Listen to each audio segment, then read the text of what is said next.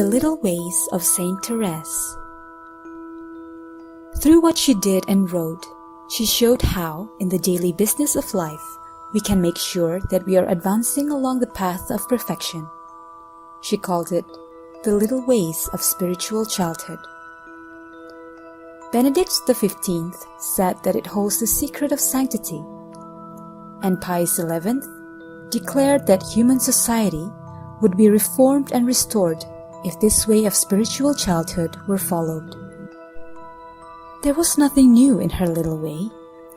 It rested on the words of Jesus, "Whoever therefore shall humble himself as a little child, he is greater in the kingdom of heaven." Though she never mentioned the little way in her writings, she mentioned it verbally, though only just a month or two before she died. When she was asked for an explanation of this little way, she said, "It is the way of spiritual childhood, the path of confidence and complete surrender. I wish to teach others the little means which have succeeded so perfectly with me, to tell them it is necessary to do one thing only, to cast before Jesus the flowers of little sacrifices." When she was asked what she meant when she said we must keep like a child before God, she said, "It is recognizing our own nothingness and expecting everything from the goodness of God, just as the little child looks at his father for everything." By this, she did not mean to be passive and expect all from God. It means worrying about nothing, not even about gaining spiritual riches. Even poor people always give a little child what he needs. But as soon as he is grown up, his father no longer wants to provide for him, but tells him to work and look after himself. She never wanted to grow up, as she felt herself incapable of earning eternal life by herself alone.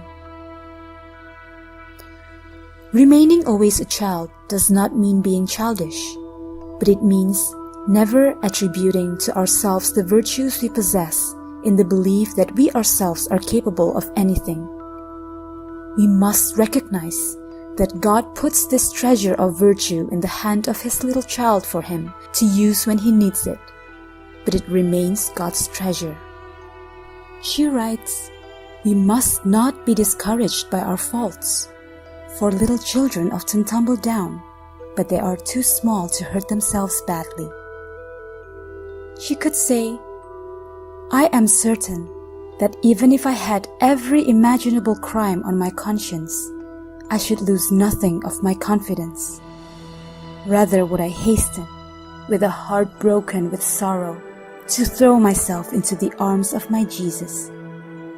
I remember how he cherished the prodigal son who had returned to him." It would be a mistake, however, to imagine that the little way implies that our role in achieving salvation is a passive one. She told her novices, "We must do all in our power to give without counting the cost. We must deny ourselves constantly.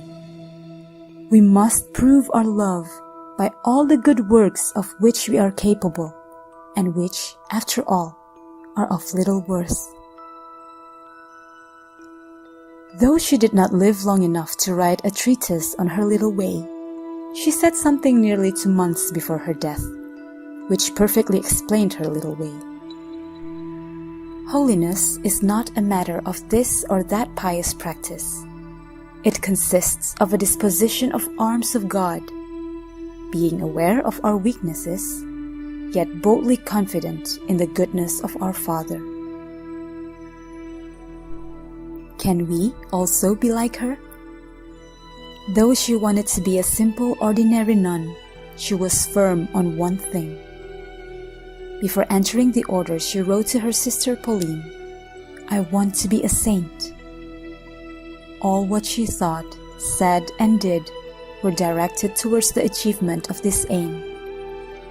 It was to achieve this end that she developed her own little way. Today, if we are ready to take up her little way, we too can mark